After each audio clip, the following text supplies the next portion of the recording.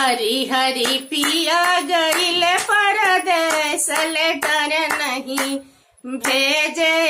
हरी की हरी हरी पिया गईल परदेस लेटर नहीं भेजे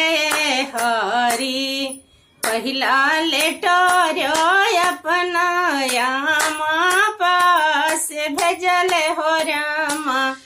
आमा पास भेजल हो रामा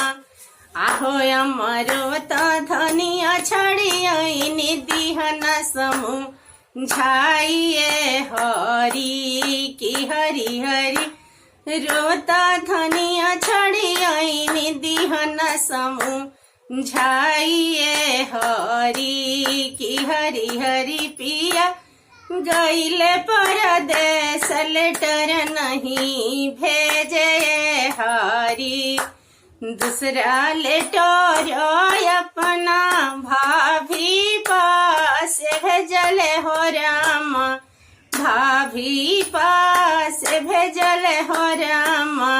आहो भाभी रोत धनिया छड़ियनी दिहन समूह झाइए हरी की हरी हरी रोता धनिया छड़ियनी दिहन समूह झाइए हरी की हरी हरी पिया गईल परदेस लेटर नहीं भेजे हरी तीसरा लेटर अपना बहन पास भेजल हो रामा बहन पास भेजल हो रामा आहो बहन रोत धनिया छड़ियनी दिहन समूह झाइए हरी